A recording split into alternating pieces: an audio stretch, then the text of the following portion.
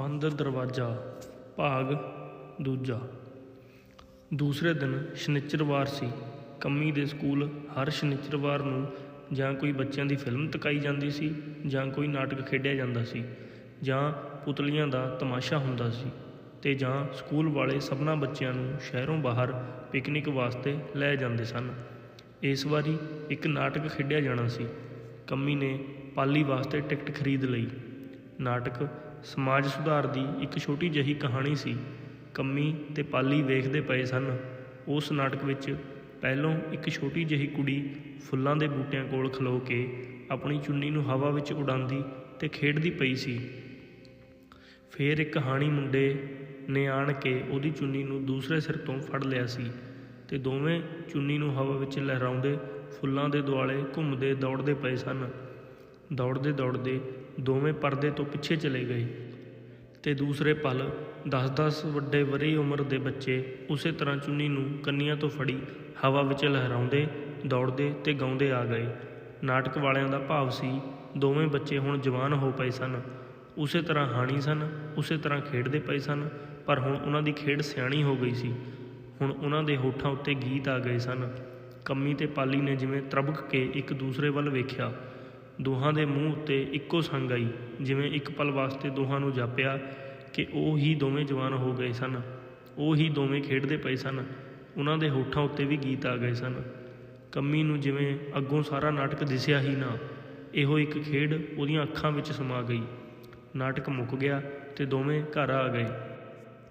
ਦੂਸਰੇ ਦਿਨ ਸਵੇਰ ਸਾਰ ਕੰਮੀ ਜਦੋਂ ਸੁੱਤੀ ਉੱਠੀ, ਉਹਨੇ ਪਾਲੀ ਦੀ ਬਾਂਹ ਫੜ ਕੇ ਆਖਿਆ, ਅੱਜ ਪਾਲੀ ਫੇਰ ਮੈਨੂੰ ਇੱਕ ਬੜਾ ਭੈੜਾ ਸੁਪਨਾ ਆਇਆ ਏ। ਕੀ? ਮੈਂ ਵੇਖਿਆ ਕਿ ਮੈਂ ਇੱਕ ਫੁੱਲਾਂ ਵਾਲੇ ਬਾਗ ਵਿੱਚ ਆਪਣੀ ਚੁੰਨੀ ਨਾਲ ਖੇਡਦੀ ਪਈ ਹਾਂ। ਕੱਲ੍ਹ ਡਰਾਮਾ ਜੋ ਵੇਖਿਆ ਸੀ, ਅੱਗੋਂ ਵੀ ਸੁਣਨਾ। ਮੈਂ ਖੇਡਦੀ ਪਈ ਹਾਂ ਅਤੇ ਮੇਰੀ ਚੁੰਨੀ ਕੰਢਿਆਂ ਵਿੱਚ ਅੜ ਜਾਂਦੀ ਹੈ। ਤੂੰ ਮੈਨੂੰ ਆਵਾਜ਼ ਦੇ ਲੈਣੀ ਸੀ, ਮੈਂ ਚੁੰਨੀ ਛੁਡਾ ਦਿੰਦਾ। ਤੂੰ ਵੀ ਉੱਥੇ ਸੀ, ਪਰ ਮੈਂ ਜਿੱਥੋਂ ਵੀ ਚੁੰਨੀ ਛੁਡਾਉਂਦੀ ਸੀ ਉੱਥੋਂ ਹੀ ਚੁੰਨੀ ਪਾੜ ਜਾਂਦੀ ਸੀ। ਤੂੰ ਵੀ ਚੁੰਨੀ ਨੂੰ ਛੁਡਾਉਂਦਾ ਸੀ, ਪਰ ਚੁੰਨੀ ਪਾੜਦੀ ਜਾਂਦੀ ਸੀ। ਫਿਰ ਮੈਂ ਰੋਣ ਲੱਗ ਪਈ। ਮੇਰੀ ਐਡੀ ਸੋਹਣੀ ਚੁੰਨੀ ਪਾਟ ਗਈ, ਅਤੇ ਰੋਂਦਿਆਂ ਰੋਂਦਿਆਂ ਮੇਰੀ ਜਾਗ ਖੁੱਲ੍ਹ ਗਈ। ਮੈਨੂੰ ਸੁਪਨਿਆਂ ਕੋਲੋਂ ਬੜਾ ਡਰ ਲੱਗਦਾ ਹੈ ਪਾਲੀ। ਤੂੰ ਰਾਤੀਂ ਗੀਤਾ ਦਾ ਪਾਠ ਕਰਿਆ ਕਰ। ਮੇਰੀ ਮਾਂ ਆਖਦੀ ਹੈ, ਜੇ ਰਾਤੀਂ ਰੱਬ ਦਾ ਨਾਂ ਲੈ ਕੇ ਸੌਂਵੀਏ ਤਾਂ ਸੁਪਨੇ ਵਿੱਚ ਡਰ ਨਹੀਂ ਲੱਗਦਾ। ਮੇਰੀ ਮਾਂ ਵੀ ਰੋਜ਼ ਗੀਤਾ ਦਾ ਪਾਠ ਕਰਦੀ ਹੈ, ਪਰ ਗੀਤਾ ਪੜ੍ਹਨ ਨਾਲ ਕੁਝ ਨਹੀਂ ਹੁੰਦਾ ਪਾਲੀ। ਤੂੰ ਪੜ੍ਹ ਕੇ ਵੇਖੀ ਹੈ? ਮੈਨੂੰ ਪਾਠ ਕਰਨਾ ਚੰਗਾ ਨਹੀਂ ਲੱਗਦਾ। ਕਿਉਂ? ਪਤਾ ਨਹੀਂ। ਤੈਨੂੰ ਪਤਾ ਹੈ ਕੰਮੀ, ਤੂੰ ਦੱਸਦੀ ਨਹੀਂ। ਦੱਸਣ ਵਾਲੀ ਗੱਲ ਨਹੀਂ, ਬੜੀ ਖਰਾਬ ਹੈ। ਮੈਨੂੰ ਵੀ ਨਹੀਂ ਦੱਸਣੀ? ਨਹੀਂ। ਕੰਮੀ ਅਤੇ ਪਾਲੀ ਗੱਲੀਂ ਪਏ ਹੋਏ ਸਨ। ਦੋਹਾਂ ਨੂੰ ਇੰਝ ਘੁਸਰ-ਮੁਸਰ ਕਰਦਿਆਂ ਵੇਖ ਕੇ ਪਾਲੀ ਦੀ ਮਾਂ ਨੇ ਆਖਿਆ, ਭੈਣ, ਹਾਂ ਬਾਲੋ, ਵੇਖ ਖਾਂ ਦੋਵੇਂ ਕਿੰਨੇ ਪਿਆਰੇ ਲੱਗਦੇ ਨੇ ਖੇਡਦੇ। ਹਾਣ ਜੋ ਹੋਏ, ਪਰੇ ਮੰਗ ਛੱਡ ਖਾਂ ਕੰਮੀ ਨੂੰ ਮੇਰੇ ਪਾਲੀ ਨਾਲ। ਸੀਤਾ ਅਤੇ ਰਾਮ ਦੀ ਜੋੜੀ ਹੈ। ਕੰਮੀ ਤੇਰੀ ਹੋਈ ਧੀ ਹੈ ਬਾਲੋ, ਮੇਰੀ ਕੋਈ ਬਹੁਤੀ ਹੈ? ਨੂੰਹਾਂ ਵੀ ਅਤੇ ਧੀਆਂ ਹੀ ਹੁੰਦੀਆਂ ਨੇ। ਮੈਨੂੰ ਹੋਰ ਕੀ ਚਾਹੀਦਾ ਹੈ ਬਾਲੋ? ਤੂੰ ਉਹਨੂੰ ਮਾਵਾਂ ਵਾਲਾ ਪਿਆਰ ਵੀ ਕਰੇਂਗੀ ਅਤੇ ਸੱਸਾਂ ਵਾਲਾ ਵੀ। ਲੈ ਫਿਰ ਜ਼ੁਬਾਨ ਉੱਤੇ ਪੱਕੀ ਰਹੀਂ। ਅੱਜ ਤੋਂ ਕੰਮੀ ਸਾਡੀ ਹੋਈ। ਤੇਰਾ ਦਿਲ ਨਾ ਫਿਰ ਜਾਏ, ਮੈਂ ਤੇ ਨਹੀਂ ਮੂੰਹੋਂ ਫਿਰਦੀ। ਦੋਵੇਂ ਸਹੇਲੀਆਂ ਗੱਲਾਂ ਕਰਦੀਆਂ ਪਰਾਂ ਟੁਰ ਗਈਆਂ। ਪਾਲ ਕੰਮੀ ਦੇ ਮੂੰਹ ਵੱਲ ਤੱਕਣ ਲੱਗ ਪਿਆ। ਪਾਲੀ, ਹਾਂ, ਵਿਆਹ ਬੜੀ ਖਰਾਬ ਗੱਲ ਹੁੰਦੀ ਹੈ। ਕੁੜੀਆਂ ਨੂੰ ਕਦੇ ਨਹੀਂ ਵਿਆਹ ਕਰਾਉਣਾ ਚਾਹੀਦਾ। ਜੇ ਕੁੜੀਆਂ ਨਾ ਵਿਆਹ ਕਰਾਉਣਗੀਆਂ ਤਾਂ ਮੁੰਡੇ ਕਿਹਦੇ ਨਾਲ ਵਿਆਹ ਕਰਾਉਣਗੇ? ਇਹ ਨਹੀਂ ਮੈਨੂੰ ਪਤਾ, ਪਰ ਕੁੜੀਆਂ ਨੂੰ ਵਿਆਹ ਨਹੀਂ ਕਰਾਉਣਾ ਚਾਹੀਦਾ। ਮੈਂ ਤੇ ਕਦੇ ਨਹੀਂ ਵਿਆਹ ਕਰਾਉਣਾ। ਪਾਲ ਕੰਮੀ ਦੇ ਮੂੰਹ ਵੱਲ ਤੱਕਦਾ ਰਹਿ ਗਿਆ। ਕੰਧ ਆਪਣੀ ਥਾਂ ਤੋਂ ਹਿੱਲਣ ਲੱਗ ਪਈ, ਇਸ ਤਰ੍ਹਾਂ ਜਿਵੇਂ ਉਹ ਇੱਟਾਂ ਮਿੱਟੀ ਚੂਨੇ 'ਤੇ ਕੰਧ ਨਾ ਹੋਵੇ, ਇੱਕ ਗੱਤੇ ਦੀ ਕੰਧ ਹੋਵੇ। ਉਸਨੂੰ ਕੋਈ ਬਾਹਰੋਂ ਦੀ ਧੱਕਦਾ ਪਿਆ ਸੀ, ਅਤੇ ਉਹ ਉਰਾਂ ਸਰਕਦੀ ਆਉਂਦੀ ਸੀ। ਫਿਰ ਜਿਵੇਂ ਕੋਈ ਬਾਹਰੋਂ ਦੀ ਕੰਧ ਨੂੰ ਖੋਚਣ ਲੱਗ ਪਿਆ। ਬੜੀ ਨਿੰਮੀ ਆਵਾਜ਼ ਸੀ, ਪਤਾ ਨਹੀਂ ਕਿਸੇ ਸੰਦ ਚਾਕੂ ਦੀ ਸੀ ਜਾਂ ਨਹੁੰਆਂ ਦੀ ਸੀ, ਅਤੇ ਕੰਧ ਵਿੱਚੋਂ ਇੱਕ ਖਰੇਪੜ ਲਹਿ ਕੇ ਪਰਾਂ ਜਾ ਪਿਆ। ਬਾਹਰ ਬੜਾ ਹਨੇਰਾ ਸੀ, ਪਰ ਕੰਮੀ ਨੂੰ ਇੱਕ ਹੱਥ ਦਾ ਝੌਲਾ ਪਿਆ। ਇੱਕ ਚੀਕ ਕੰਮੀ ਦੇ ਸੰਘ ਵਿੱਚ ਅੜ ਗਈ। ਕੰਮੀ ਨੇ ਆਪਣੇ ਹੱਥ ਨਾਲ ਸੰਘ ਨੂੰ ਟੋਹਿਆ। ਉਹਦਾ ਸਾਹ ਉਹਨੂੰ ਅੜ ਕੇ ਆਉਂਦਾ ਸੀ। ਦੂਰ ਹਨੇਰੇ ਵਿੱਚ ਉਹਨੇ ਨੀਝ ਲਾਈ, ਪਰ ਰਾਤ ਮੀਟੀ ਹੋਈ ਮੁੱਠੀ ਵਾਂਗੂ ਬੰਦ ਸੀ। ਉਹਨੇ ਦੁਆਲੇ ਹੱਥ ਪਸਾਰਿਆ। ਉਹਦੀ ਰਜਾਈ ਆਪਣੀ ਥਾਂ ਉੱਤੇ ਅਡੋਲ ਸੀ। ਉਹਦਾ ਹੱਥ ਸਰਹੱਦੀ ਪਏ ਹੋਏ ਮੇਜ਼ ਨੂੰ ਲੱਗਾ, ਅਤੇ ਫਿਰ ਉਹਨੇ ਮੇਜ਼ ਉੱਤੇ ਪਏ ਹੋਏ ਪਾਣੀ ਦੇ ਗਲਾਸ ਨੂੰ ਟੋਹਿਆ। ਉਹਦੇ ਸਾਰੇ ਪਿੰਡੇ ਨੂੰ ਮੁੜਕਾ ਆਇਆ ਹੋਇਆ ਸੀ। ਪਾਣੀ ਦਾ ਗਲਾਸ ਜਿਵੇਂ ਮੱਲੋ ਮੱਲੀ ਉਹਦੇ ਮੂੰਹ ਨੂੰ ਲੱਗ ਗਿਆ। ਉਹਦੇ ਸਾਰੇ ਪਿੰਡੇ ਨੂੰ ਇੱਕ ਠੰਡਾ ਤਰੌਂਕਾ ਮਿਲਿਆ। ਆਪਣੇ ਹੱਥ ਨਾਲ ਉਹਨੇ ਫਿਰ ਆਪਣੇ ਸੰਗ ਨੂੰ ਟੋਹਿਆ। ਹੁਣ ਉਹਦਾ ਸਾਹ ਸੌਖਾ ਸੀ। ਕਿੱਡਾ ਭਿਆਨਕ ਸੁਪਨਾ ਸੀ, ਕੰਮੀ ਨੇ ਸੋਚਿਆ। ਮੇਰੇ ਕਮਰੇ ਦੀ ਕੰਧ ਨੂੰ ਕੋਈ ਹੱਥ ਨਾਲ ਹਿਲਾਉਂਦਾ ਪਿਆ ਸੀ, ਤੇ ਕੰਮੀ ਮਨੋਵਿਗਿਆਨ ਦੀ ਉਸ ਕਿਤਾਬ ਬਾਰੇ ਸੋਚਣ ਲੱਗ ਪਈ ਜਿਹਦੇ ਵਿੱਚ ਉਹ ਪਿਛਲੇ ਦਿਨੀਂ ਅਜੀਬ ਤੇ ਬੇਸਿਰ ਪੈਰ ਸੁਪਨਿਆਂ ਦੇ ਵੇਰਵੇ ਪੜ੍ਹਦੀ ਰਹਿੰਦੀ ਸੀ। ਹੁਣੇ ਆਪਣੇ ਪਿੰਡੇ ਉੱਤੇ ਆਇਆ ਹੋਇਆ ਮੁੜਕਾ ਉਹਨੂੰ ਠੰਡਾ ਲੱਗਣ ਲੱਗ ਪਿਆ। ਗਲਾਸ ਦੇ ਠੰਡੇ ਪਾਣੀ ਨੇ ਉਹਦੀ ਪਿੱਠ ਵਿੱਚ ਇੱਕ ਚੁਣਚੁਣੀ ਛੇੜੀ। ਉਹਨੇ ਰਜਾਈ ਨੂੰ ਹੋਰ ਆਪਣੇ ਮੋਢਿਆਂ ਉੱਤੇ ਖਿੱਚਿਆ ਤੇ ਅੱਖੀਆਂ ਮੀਟ ਕੇ ਸੌਣ ਦੀ ਕੋਸ਼ਿਸ਼ ਕਰਨ ਲੱਗ ਪਈ। ਥੱਪ ਸਾਫ਼ ਜਿਵੇਂ ਕੋਈ ਉਹਦਾ ਬੂਹਾ ਖੜਕਾਉਂਦਾ ਹੋਵੇ। ਕੰਮੀ ਤ੍ਰਹਿਕ ਕੇ ਜਾਗ ਪਈ। ਕਿਸੇ ਪਾਸੇ ਕੋਈ ਆਵਾਜ਼ ਨਹੀਂ ਸੀ। ਕੰਮੀ ਨੇ ਆਪਣੇ ਕੰਨਾਂ ਨੂੰ ਟੋਹਿਆ ਜਿਵੇਂ ਉਹ ਆਪਣੇ ਕੰਨਾਂ ਦਾ ਕਸੂਰ ਲੱਭਦੀ ਹੋਵੇ। ਉਸਨੇ ਫਿਰ ਸਾਰਾ ਧਿਆਨ ਇਕੱਠਾ ਕੀਤਾ। ਨਿੱਕੇ ਤੋਂ ਨਿੱਕਾ ਖੜਾਕ ਵੀ ਕਿਤੇ ਨਹੀਂ ਸੀ। ਉਹਨੇ ਆਪਣੇ ਸਿਰਹਾਣੇ ਨੂੰ ਹਿਲਾਇਆ। ਚਾਦਰ ਉੱਤੇ ਮਾੜੀ ਜਿਹੀ ਸਰਕ ਵੀ ਉਹਨੂੰ ਸੁਣਾਈ ਦਿੰਦੀ ਸੀ। ਉਹਨੇ ਸੋਚਿਆ ਉਹਦੇ ਕੰਨ ਠੀਕ ਸਨ। ਫਿਰ ਇਹ ਆਵਾਜ਼ ਕਿੱਥੋਂ ਆਈ ਸੀ? ਅੱਜ ਉਹਨੂੰ ਕਿਹੋ ਜਿਹੇ ਸੁਪਨੇ ਆਉਂਦੇ ਪਏ ਸਨ? ਉਹਨੇ ਆਪਣੇ ਦੋਵੇਂ ਕੰਨ ਹਨੇਰੇ ਦੀ ਛਾਤੀ ਨਾਲ ਲਾ ਦਿੱਤੇ, ਪਰ ਸਾਰਾ ਹਨੇਰਾ ਇੱਕ ਭੇਤ ਵਾਂਗੂ ਚੁੱਪ ਸੀ। ਐਜਕੀ ਉਹਨੂੰ ਜਾਪਿਆ ਉਹ ਸੁੱਤੀ ਨਹੀਂ ਸੀ। ਉਹਨੂੰ ਪੱਕਾ ਪਤਾ ਸੀ ਉਹ ਜਾਗਦੀ ਪਈ ਸੀ। ਪਰ ਉਹਨੇ ਇੱਕ ਆਵਾਜ਼ ਸੁਣੀ ਸੀ, ਸੱਚਮੁੱਚ ਇੱਕ ਆਵਾਜ਼ ਸੁਣੀ ਸੀ। ਕੋਈ ਕਿਧਰੇ ਕੰਧ ਨੂੰ ਖਰੋਚਦਾ ਪਿਆ ਸੀ, ਕੋਈ ਕਿਧਰੇ ਬੂਹੇ ਨੂੰ ਹਿਲਾਉਂਦਾ ਪਿਆ ਸੀ। ਕੰਮੀ ਨੇ ਘਬਰਾ ਕੇ ਕਮਰੇ ਦੀ ਬੱਤੀ ਜਗਾਈ। ਕੰਧਾਂ, ਬੂਹੇ, ਬਾਰੀਆਂ ਸਭ ਕੁਝ ਆਪੋ ਆਪਣੀ ਥਾਂ ਉੱਤੇ ਸੀ ਤੇ ਕਿਧਰੇ ਕੋਈ ਆਵਾਜ਼ ਨਹੀਂ ਸੀ। ਕੰਮੀ ਨੇ ਆਪਣੇ ਮੱਥੇ ਨੂੰ ਟੋਹਿਆ। ਉਹਦੇ ਮੱਥੇ ਉੱਤੇ ਮੁੜਕਾ ਆਇਆ ਹੋਇਆ ਸੀ। ਫਿਰ ਉਹਦਾ ਧਿਆਨ ਆਪਣੇ ਪੈਰਾਂ ਵੱਲ ਗਿਆ। ਠੰਡੇ ਫਰਸ਼ ਉੱਤੇ ਉਹਦੇ ਪੈਰ ਠੁਰਕਦੇ ਪਏ ਸਨ। ਅਜੀਬ ਹਾਲਤ ਹੈ, ਕੰਮੀ ਨੇ ਆਪਣੇ ਆਪ ਨੂੰ ਆਖਿਆ। ਪਿੰਡੇ ਦੇ ਇੱਕ ਹਿੱਸੇ ਉੱਤੇ ਮੁੜਕਾ, ਇੱਕ ਹਿੱਸੇ ਵਿੱਚ ਠੰਡ ਦੀ ਕੰਬਣੀ। ਉਹਨੂੰ ਆਪਣੇ ਇਕੱਲੇ ਕਮਰੇ ਵਿੱਚ ਡਰ ਲੱਗਣ ਲੱਗ ਪਿਆ। ਉਹਦਾ ਜੀਅ ਕੀਤਾ ਉਹ ਨਾਲ ਦੀ ਬੈਠਕ ਲੰਘ ਕੇ ਉਸ ਤੋਂ ਪਰਲੇ ਕਮਰੇ ਵਿੱਚ ਆਪਣੀ ਮਾਂ ਕੋਲ ਚਲੀ ਜਾਵੇ। ਮੈਂ ਛੋਟੀ ਹਾਂ, ਅਜੇ 16 ਵਰ੍ਹਿਆਂ ਦੀ ਹੋਣ ਲੱਗੀ ਹਾਂ। ਹੁਣ ਮੈਂ ਸਕੂਲ ਦੀ ਨਿੱਕੀ ਜਿਹੀ ਕੁੜੀ ਤੇ ਨਹੀਂ, ਕਾਲਜ ਵਿੱਚ ਪੜ੍ਹਨੀ ਆ। ਅੱਧੀ ਰਾਤੀਂ ਉੱਠ ਕੇ ਮਾਂ ਦੀ ਮੰਜੀ ਉੱਤੇ ਜਾਂਦੀ ਚੰਗੀ ਲੱਗਣੀ ਆ। ਤੇ ਬੂਹੇ ਵੱਲ ਜਾਂਦੀ ਕੰਮੀ ਆਪਣੇ ਮੰਜੇ ਕੋਲ ਮੁੜ ਆਈ। ਠੰਡੇ ਫਰਸ਼ ਉੱਤੇ ਹੁਣ ਉਹਦੇ ਨੰਗੇ ਪੈਰ ਜੰਮਦੇ ਜਾਂਦੇ ਸਨ। ਉਹਨੇ ਛੇਤੀ ਨਾਲ ਮੰਜੀ ਉੱਤੇ ਬਹਿ ਕੇ ਆਪਣੇ ਪੈਰ ਰਜਾਈ ਵਿੱਚ ਕੱਜ ਲਏ। ਕੰਮੀ ਅਜੇ ਰਜਾਈ ਵਿੱਚ ਬੈਠੀ ਹੋਈ ਸੀ। ਕਮਰੇ ਦੀ ਬੱਤੀ ਵੀ ਅਜੇ ਜਗਦੀ ਪਈ ਸੀ। ਨੀਂਦਰ ਦਾ ਜਾਂ ਉਂਗਲਾਹਟ ਦਾ ਕੋਈ ਭੁਲੇਖਾ ਨਹੀਂ ਸੀ। ਕੰਮੀ ਕੰਬ ਗਈ। ਉਹੀ ਆਵਾਜ਼, ਮੁੜ ਕੇ ਉਹੀ ਆਵਾਜ਼। ਕਿਤੇ ਕੋਈ ਕੰਧ ਨੂੰ ਖਰੋਚਦਾ ਪਿਆ ਸੀ, ਕਿਤੇ ਕੋਈ ਬੂਹੇ ਨੂੰ ਹਿਲਾਉਂਦਾ ਪਿਆ ਸੀ। ਕੰਮੀ ਨੇ ਛੇਤੀ ਨਾਲ ਸਲੀਪਰ ਪਾਏ, ਆਪਣੇ ਕਮਰੇ ਵਿੱਚੋਂ ਨਿਕਲੀ, ਬੈਠਕ ਵਿੱਚ ਆਈ, ਬੈਠਕ ਦੀ ਬੱਤੀ ਜਗਾਈ ਤੇ ਫਿਰ ਉਸ ਤੋਂ ਅਗਲੇ ਕਮਰੇ ਵਿੱਚ ਗਈ ਜਿੱਥੇ ਉਹਦਾ ਪਿਓ ਤੇ ਉਹਦੀ ਮਾਂ ਸੌਂਦੇ ਸਨ। ਕੌਣ? ਕੰਮੀ? ਹਾਂ ਪਿਤਾ ਜੀ। ਕੀ ਗੱਲ ਹੈ? ਕੰਮੀ ਦੇ ਹੋਠਾਂ ਉੱਤੇ ਆਇਆ। ਮੈਨੂੰ ਡਰ ਲੱਗਦਾ ਏ। ਪਰ ਉਹਦੇ ਹੋਠ ਮੀਟੇ ਗਏ। ਆਵਾਜ਼ ਨਾ ਨਿਕਲੀ। ਜਾ ਸੌਂ ਜਾ ਕੇ। ਕੰਮੀ ਫਿਰ ਵੀ ਉੱਥੇ ਦੀ ਉੱਥੇ ਖਲੋਤੀ ਰਹੀ। ਨਾ ਜਾ ਸਕੀ, ਨਾ ਬੋਲ ਸਕੀ। ਇੱਕ ਵਾਰੀ ਜੋ ਆਖਿਆ ਏ ਸੌਂ ਜਾ ਕੇ। ਕੰਮੀ ਆਪਣੇ ਪਿਓ ਦੀ ਆਵਾਜ਼ ਉੱਤੇ ਹੈਰਾਨ ਹੋ ਗਈ। ਜੇ ਅੱਧੀ ਰਾਤੀ ਮੈਨੂੰ ਡਰ ਲੱਗਾ ਏ ਤਾਂ ਇਹਦੇ ਵਿੱਚ ਮੇਰਾ ਕਸੂਰ ਕੀ ਹੈ? ਇਹ ਕਿਹੜੀ ਗੱਲ ਹੈ ਗੁੱਸੇ ਵਾਲੀ? ਕੰਮੀ ਨੇ ਆਪਣੇ ਮਨ ਵਿੱਚ ਸੋਚਿਆ ਤੇ ਬੜੀ ਹਿੰਮਤ ਨਾਲ ਥੋੜ੍ਹੀ ਜਿਹੀ ਆਵਾਜ਼ ਮੂੰਹੋਂ ਕੱਢੀ। ਮੈਨੂੰ ਸਿਰ ਵਿੱਚ ਪੀੜ। ਕੰਮੀ ਦੇ ਮੂੰਹ ਦੀ ਗੱਲ ਅਜੇ ਮੂੰਹ ਵਿੱਚ ਹੀ ਸੀ। ਫਿਰ ਆਵਾਜ਼ ਆਈ, ਜਿਵੇਂ ਕੋਈ ਕੰਧ ਨੂੰ ਖੁਰਚਦਾ ਹੋਵੇ, ਜਿਵੇਂ ਕੋਈ ਬੂਹੇ ਨੂੰ ਹਿਲਾਉਂਦਾ ਹੋਵੇ।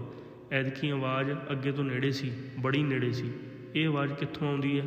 ਕੰਮੀ ਨੇ ਘਬਰਾ ਕੇ ਆਖਿਆ। ਕਿਤੋਂ ਨਹੀਂ ਆਉਂਦੀ, ਤੂੰ ਚਲੀ ਜਾ ਆਪਣੇ ਕਮਰੇ ਵਿੱਚ। ਐਤਕੀ ਪਿਓ ਦੀ ਆਵਾਜ਼ ਗੁੱਸੇ ਨਾਲ ਖਿਜੀ ਹੋਈ ਸੀ।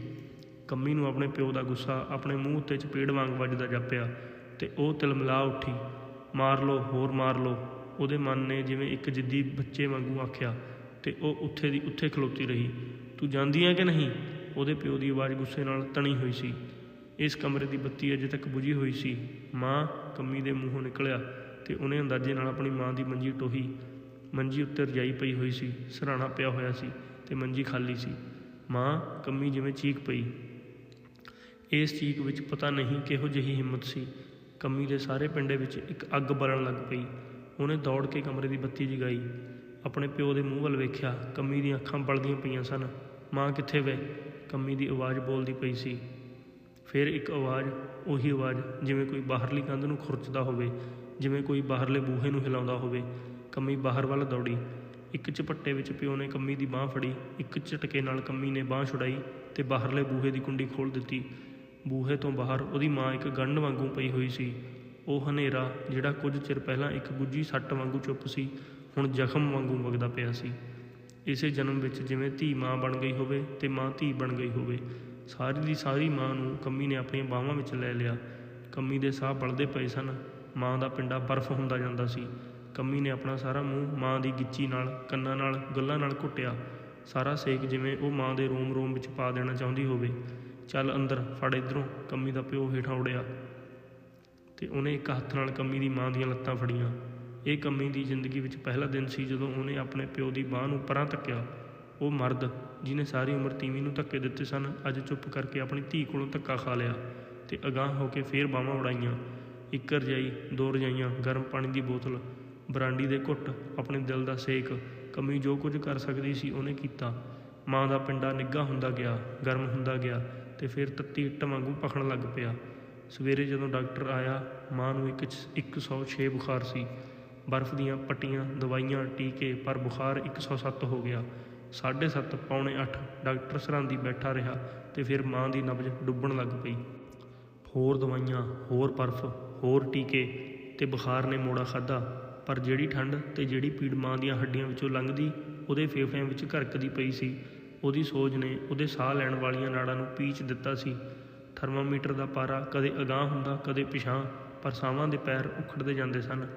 ਕੰਮੀ ਦੇ ਪਿਓ ਨੇ ਅਜੇ ਵੀ ਆਪਣੇ ਗਲੋਂ ਉਹੀ ਕਮੀਜ਼ ਪਾਈ ਹੋਈ ਸੀ ਜਿਸ ਕਮੀਜ਼ ਨੂੰ ਇਸਤਰੀ ਕਰਦਿਆਂ ਕੰਮੀ ਦੀ ਮਾਂ ਕੋਲੋਂ ਉਹਦਾ ਕਾਲਰ ਸੜ ਗਿਆ ਸੀ, ਜਿੱਥੋਂ ਕੰਮੀ ਦੇ ਪਿਓ ਦਾ ਗੁੱਸਾ ਬਲ ਉੱਠਿਆ ਸੀ। ਜ਼ੁਬਾਨ ਤੱਤੀ ਹੋ ਗਈ ਸੀ, ਹੱਥ ਲੰਮੇ ਹੋ ਗਏ ਸਨ, ਇੰਨੇ ਲੰਮੇ ਕਿ ਜਿਨ੍ਹਾਂ ਨੇ ਕੰਮੀ ਦੀ ਮਾਂ ਨੂੰ ਧੱਕੇ ਦਿੰਦਿਆਂ ਬੂਹੇ ਤੋਂ ਵੀ ਬਾਹਰ ਕਰ ਦਿੱਤਾ ਸੀ। ਮਾਂ ਦੇ ਜਿਸਮ ਨੇ ਆਪਣੀ ਨਿਰਾਦਰੀ ਸਹਿ ਲਈ ਸੀ। ਆਪਣੇ ਹੱਥਾਂ ਨਾਲ ਉਹ ਸਾਰੀ ਰਾਤ ਬੂਹਾ ਖੜਕਾਉਂਦੀ ਰਹੀ ਸੀ, ਪਰ ਉਹਦੀ ਰੂਹ ਨੇ ਸ਼ਾਇਦ ਇਹ ਨਿਰਾਦਰੀ ਨਹੀਂ ਸੀ ਸਹਾਰੀ। ਉਹਨੇ ਮੁੜ ਕੇ ਇਸ ਬੂਹੇ ਦੇ ਅੰਦਰ ਆਉਣਾ ਨਾ ਚਾਹਿਆ। ਉਹ ਬਾਹਰ ਤੁਰਦੀ ਗਈ, ਦੂਰ, ਹੋਰ ਦੂਰ, ਤੇ ਹੁਣ ਉਹ ਤੁਰਦੀ ਦੁਨੀਆ ਦੇ ਬੂਹੇ ਤੋਂ ਵੀ ਬਾਹਰ ਜਾਂਦੀ ਪਈ ਸੀ। ਹੁਣ ਉਸ ਰੁੱਸੀ ਹੋਈ ਰੂਹ ਨੂੰ ਕੋਈ ਨਹੀਂ ਸੀ ਮੋੜ ਸਕਦਾ। ਰੂਹ ਤੋਂ ਸੱਖਣੇ ਜਿਸਮ ਨੇ ਹੋਰ 2 ਦਿਨ ਤਰਲੇ ਲੈ ਲਏ ਤੇ ਫਿਰ ਉਹਦੇ ਤਰਲੇ ਵੀ ਮੁੱਕ ਗਏ।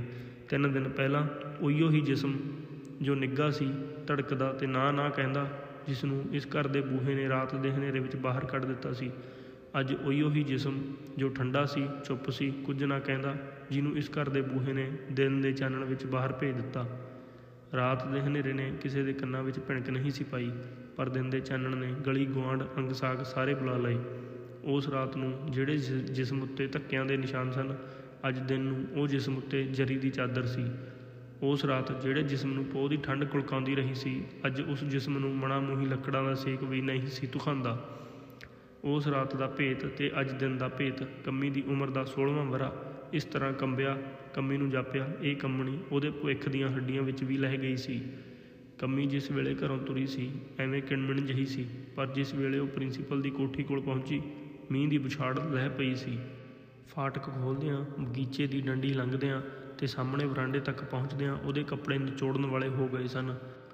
ਕੰਮੀ ਨੇ ਅਜੇ ਬੂਹਾ ਨਹੀਂ ਸੀ ਖੜਕਾਇਆ। ਪ੍ਰਿੰਸੀਪਲ ਆਪਣੀ ਬਾਰੀ ਵਿੱਚ ਖਲੋਤੀ ਆਪਣੇ ਬਗੀਚੇ ਦੇ ਫੁੱਲਾਂ ਨੂੰ ਮੀਂਹ ਵਿੱਚ ਨਹਾਉਂਦਿਆਂ ਵੇਖਦੀ ਪਈ ਸੀ। ਉਹਦਾ ਧਿਆਨ ਕੰਮੀ ਉੱਤੇ ਪਿਆ। ਅੰਦਰ ਆ ਜਾ ਕਮਲ, ਮੇਰੇ ਕੱਪੜੇ, ਸਾਰਾ ਕਮਰਾ ਖਰਾਬ ਹੋ ਜਾਏਗਾ। ਮੇਰੇ ਕਮਰੇ ਦਾ ਕੁਝ ਨਹੀਂ ਖਰਾਬ ਹੁੰਦਾ, ਸਾਦਾ ਫਰਸ਼ ਮੁੜ ਕੇ ਸਾਫ਼ ਹੋ ਜਾਏਗਾ, ਅੰਦਰ ਆ ਜਾ। ਕੰਮੀ ਨੇ ਚੱਪਲਾਂ ਬਾਹਰ ਲਾ ਦਿੱਤੀਆਂ ਤੇ ਅੰਦਰ ਆ ਗਈ। ਪਤਾ ਨਹੀਂ ਮੈਨੂੰ ਆਉਣਾ ਚਾਹੀਦਾ ਸੀ ਕਿ ਨਹੀਂ। ਮੈਂ ਇੱਕ ਐਪਲੀਕੇਸ਼ਨ ਦਿੱਤੀ ਸੀ ਤੈਨੂੰ ਕੱਪੜੇ ਦਿਆਂ ਬਦਲਣ ਲਈ। ਇਹ ਬਹੁਤ ਗਿੱਲੇ ਨੇ। ਨਹੀਂ, ਮਿਹਰਬਾਨੀ, ਬਹੁਤੇ ਗਿੱਲੇ ਨਹੀਂ। ਤੇ ਕੰਮੀ ਨੇ ਸਿਰ ਦੀ ਚੁੰਨੀ ਦਹਿਲੀਜ਼ਾਂ ਤੋਂ ਬਾਹਰ ਨਿਚੋੜ ਕੇ ਫੇਰ ਉੱਤੇ ਲੈ ਲਈ। ਮੈਂ ਇੱਕ ਐਪਲੀਕੇਸ਼ਨ, ਹਾਂ ਐਪਲੀਕੇਸ਼ਨ ਮੈਨੂੰ ਮਿਲ ਗਈ ਹੈ, ਪਰ ਤੂੰ ਕੱਪੜੇ ਬਦਲ ਲੈ, ਸਰਦੀ ਲੱਗ ਜਾਏਗੀ। ਜੇ ਤੁਸੀਂ ਮੈਨੂੰ ਹੋਸਟਲ ਵਿੱਚ ਜਗ੍ਹਾ ਦੇ ਦਿਓ। ਮੈਂ ਸੁਣਿਆ ਏ ਐਪਲੀਕੇਸ਼ਨ ਬਹੁਤ ਆਈਆਂ ਨੇ ਤੇ ਹੋਸਟਲ ਵਿੱਚ ਜਗ੍ਹਾ ਥੋੜ੍ਹੀ ਹੈ, ਮੈਨੂੰ ਸਰਦੀ ਨਹੀਂ ਲੱਗੇਗੀ। ਕੰਮੀ ਦੀ ਗੱਲ ਉਖੜੀ ਹੋਈ ਸੀ। ਪ੍ਰਿੰਸੀਪਲ ਹੱਸ ਪਈ। ਜੇ ਹੋਸਟਲ ਵਿੱਚ ਸੀਟ ਮਿਲ ਜਾਏ ਤਾਂ ਸਰਦੀ ਨਹੀਂ ਲੱਗੇਗੀ। ਨਹੀਂ, ਮੇਰਾ ਇਹ ਮਤਲਬ ਨਹੀਂ ਸੀ। ਕੰਮੀ ਨੂੰ ਵੀ ਆਪਣੀ ਉਖੜੀ ਗੱਲ ਉੱਤੇ ਹਾਸਾ ਆ ਗਿਆ। ਪਰ ਹੋਸਟਲ ਵਿੱਚ ਤਾਂ ਉਹਨਾਂ ਲੜਕੀਆਂ ਨੂੰ ਰਹਿਣ ਦੀ ਮਜਬੂਰੀ ਹੁੰਦੀ ਹੈ ਜਿਨ੍ਹਾਂ ਦੇ ਮਾਂ-ਬਾਪ ਉਸ ਸ਼ਹਿਰ ਵਿੱਚ ਨਾ ਰਹਿੰਦੇ ਹੋਣ। ਮੇਰੀ ਮਾਂ, ਮੈਨੂੰ ਪਤਾ ਏ, ਪਿੱਛੇ ਤੂੰ ਛੁੱਟੀਆਂ ਵੀ ਲਈਆਂ ਸਨ। ਕੀ ਤਕਲੀਫ ਹੋ ਗਈ ਸੀ ਮਾਂ ਨੂੰ? ਬਿਮਾਰ ਸੀ ਬਹੁਤ ਚਿਰ ਤੋਂ? ਨਹੀਂ, ਸਰਦੀ ਲੱਗ ਗਈ ਸੀ ਅਚਾਨਕ। ਕੰਮੀ ਨੇ ਸਿਰ ਨੀਵਾਂ ਪਾ ਲਿਆ। ਤੇਰੇ ਹੋਰ ਭੈਣ ਭਰਾ? ਮੈਂ ਇਕੱਲੀ ਹਾਂ। ਤੇਰੇ ਪਿਤਾ ਜੀ? ਉਹ ਤਾਂ ਇੱਥੇ ਹੀ ਕੰਮ ਕਰਦੇ ਨੇ ਨਾ। ਹਾਂ, ਪਰ ਤੁਸੀਂ ਮੈਨੂੰ ਹੋਸਟਲ ਵਿੱਚ ਸੀਟ ਦੇ ਦਿਓ ਤੇ ਫਿਰ ਤੈਨੂੰ ਸਰਦੀ ਨਹੀਂ ਲੱਗੇਗੀ।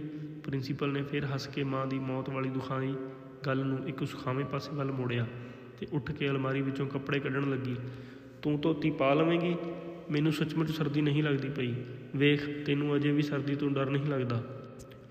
ਤੂੰ ਹੁਣੇ ਹੀ ਕਹਿੰਦੀ ਪਈ ਸੀ ਤੇਰੀ ਮਾਂ ਨੂੰ ਸਰਦੀ ਲੱਗੀ ਸੀ ਤੇ ਅਚਾਨਕ ਉਹਦੀ ਮੌਤ ਹੋ ਗਈ।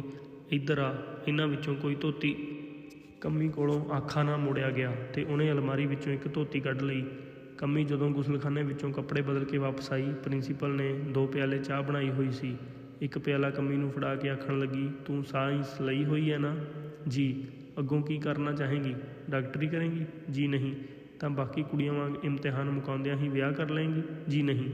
ਇਸ ਵਾਰ ਦੇ ਜੀ ਨਹੀਂ ਨਾਲ ਪ੍ਰਿੰਸੀਪਲ ਨੇ ਕੰਮੀ ਨੂੰ ਗੌਰ ਨਾਲ ਵੇਖਿਆ। ਆਖਿਆ, ਪਰ ਲੜਕੀਆਂ ਤਾਂ ਅਕਸਰ ਇਸੇ ਲਈ ਪੜ੍ਹਾਈ ਕਰਦੀਆਂ ਨੇ ਕਿ ਉਹਨਾਂ ਦਾ ਕਿਸੇ ਚੰਗੀ ਥਾਂ ਵਿਆਹ ਹੋ ਜਾਵੇ। ਪਰ ਮੈਂ ਇਸ ਲਈ ਪੜ੍ਹਾਈ ਨਹੀਂ ਕਰ ਰਹੀ। ਕੰਮੀ ਦੇ ਆਖਣ ਵਿੱਚ ਆਮ ਕੁੜੀਆਂ ਵਾਲੀ ਸ਼ਰਮਾਕਲ ਨਹੀਂ ਸੀ। ਪ੍ਰਿੰਸੀਪਲ ਦਾ ਧਿਆਨ ਹੋਰ ਖਿੱਚਿਆ ਗਿਆ। ਫਿਰ ਤੂੰ ਕਿਹੜੇ ਪਾਸੇ ਜਾਣਾ ਚਾਹੇਂਗੀ? ਤੁਹਾਡੇ ਵਾਲੇ ਪਾਸੇ। ਮੇਰੇ ਵਾਲੇ ਪਾਸੇ? ਪ੍ਰਿੰਸੀਪਲ ਨੇ ਇੱਕ ਗੌਰ ਨਾਲ ਕੰਮੀ ਨੂੰ ਵੇਖਿਆ, ਫਿਰ ਆਖਿਆ, ਮੇਰੇ ਵਾਲਾ ਪਾਸਾ ਕੀ ਹੈ? Education line. ਤੁਸੀਂ ਇੱਕ ਦਿਨ ਕਾਲਜ ਵਿੱਚ ਆਖ ਰਹੇ ਸੀ ਕਿ ਤੁਸੀਂ ਕਾਂਗੜਾ ਵਾਦੀ ਵਿੱਚ ਇੱਕ ਸਕੂਲ ਖੋਲ੍ਹਣਾ ਚਾਹੁੰਦੇ ਹੋ। ਜਿਹੜੇ ਬਾਪ ਫੌਜੀ ਨੌਕਰੀਆਂ ਵਿੱਚ ਹੁੰਦੇ ਨੇ ਉਹਨਾਂ ਦੇ ਬੱਚਿਆਂ ਦੀ ਪੜ੍ਹਾਈ ਕਿਤੇ ਵੀ ਟਿੱਕੇ ਨਹੀਂ ਹੁੰਦੀ। ਛੁੱਟੀਆਂ ਨੌਕਰੀਆਂ ਵਾਲੇ ਆਪਣੇ ਬੱਚਿਆਂ ਨੂੰ ਬਹੁਤੇ ਮਹਿੰਗੇ ਸਕੂਲਾਂ ਵਿੱਚ ਤੇ ਹੋਸਟਲਾਂ ਵਿੱਚ ਨਹੀਂ ਰੱਖ ਸਕਦੇ। ਉਹਨਾਂ ਲਈ ਤੁਸੀਂ ਹਾਂ, ਇਹ ਸਾਰਾ ਕੁਝ ਕਈ ਵਾਰ ਮੇਰੇ ਮਨ ਵਿੱਚ ਬੜੀ ਤੇਜ਼ੀ ਨਾਲ ਆਉਂਦਾ ਏ, ਪਰ ਇਹ ਪਤਾ ਨਹੀਂ ਕਦੋਂ ਮੈਂ ਉਸ ਸਕੂਲ ਵਿੱਚ ਕੰਮ ਕਰਾਂਗੀ। ਕੰਮੀ ਨੇ ਇੰਝ ਇੱਕ ਫੈਸਲੇ ਵਾਂਗ ਆਖਿਆ ਜਿਵੇਂ ਉਸ ਸਕੂਲ ਦੀ ਜ਼ਮੀਨ ਖਰੀਦ ਲਈ ਗਈ ਹੋਵੇ, ਉਹ ਸਕੂਲ ਦੀ ਉਸਾਰੀ ਵੀ ਸ਼ੁਰੂ ਹੋ ਗਈ ਹੋਵੇ, ਪ੍ਰਿੰਸੀਪਲ ਨੇ ਉੱਥੇ ਕੰਮ ਕਰਨ ਲਈ ਚੰਗੀਆਂ ਪੜ੍ਹੀਆਂ ਲਿਖੀਆਂ ਲੜਕੀਆਂ ਨੂੰ ਸੱਦਾ ਦਿੱਤਾ ਹੋਵੇ ਤੇ ਕੰਮੀ ਨੇ ਉਹ ਸੱਦਾ ਮਨਜ਼ੂਰ ਕਰ ਲਿਆ ਹੋਵੇ। ਪ੍ਰਿੰਸੀਪਲ ਹੱਸ ਪਈ, ਫਿਰ ਆਖਣ ਲੱਗੀ, ਤੇ ਇੱਕ ਦਿਨ ਅਚਾਨਕ ਤੇਰੇ ਪਿਤਾ ਦੀ ਤਾਰ ਆ ਜਾਏਗੀ, ਫਲਾਣੇ ਦਿਨ ਤੇਰਾ ਵਿਆਹ ਪੱਕਾ ਹੋ ਗਿਆ ਏ, ਤੂੰ ਅਸਤੀਫਾ ਦੇ ਕੇ ਜਲਦੀ ਵਾਪਸ ਆ ਜਾ। ਨਹੀਂ, ਮੈਂ ਆਖਿਆ ਸੀ ਨਾ, ਮੈਂ ਤੁਹਾਡੇ ਵਾਲੇ ਪਾਸੇ ਜਾਵਾਂਗੀ। ਕੀ ਮਤਲਬ? ਕੰਮੀ ਨੇ ਸਿਰ ਨੀਵਾਂ ਪਾ ਲਿਆ। ਤੂੰ ਕੀ ਕਹਿਣਾ ਚਾਹੁੰਦੀ ਹੈ ਕਮਲ? ਮੈਂ ਕੁਝ ਨਹੀਂ। ਨਹੀਂ ਕਮਲ, ਤੂੰ ਕੁਝ ਕਹਿਣਾ ਚਾਹੁੰਦੀ ਹੈ। ਕੰਮੀ ਸੰਗ ਗਈ, ਪਰ ਫਿਰ ਆਖਣ ਲੱਗੀ, ਤੁਹਾਨੂੰ ਕਦੇ ਇਹੋ ਜਿਹੀ ਤਾਰ ਆਈ ਸੀ? ਜੇ ਆਈ ਵੀ ਹੋਵੇਗੀ ਤਾਂ ਤੁਸੀਂ ਕਦੇ ਅਸਤੀਫਾ ਨਹੀਂ ਦਿੱਤਾ? ਪ੍ਰਿੰਸੀਪਲ ਦਾ ਜੀ ਉਮਲਿਆ ਕਿ ਉਹ ਕੰਮੀ ਨਾਲ ਬੜੀਆਂ ਗੱਲਾਂ ਕਰੇ, ਇੰਝ ਜਿਵੇਂ ਇੱਕ ਲੰਘ ਗਈ ਜਵਾਨੀ ਇੱਕ ਆਉਣ ਵਾਲੀ ਜਵਾਨੀ ਨਾਲ ਗੱਲਾਂ ਕਰਦੀ ਹੈ। ਅੱਗ ਦੀਆਂ ਗੱਲਾਂ, ਪਾਣੀ ਦੀਆਂ ਗੱਲਾਂ, ਦਿਲ ਵਿੱਚ ਬਲਦੀ ਅੱਗ ਦੀਆਂ, ਅੱਖਾਂ ਵਿੱਚ ਵਸਦੇ ਪਾਣੀ ਦੀਆਂ।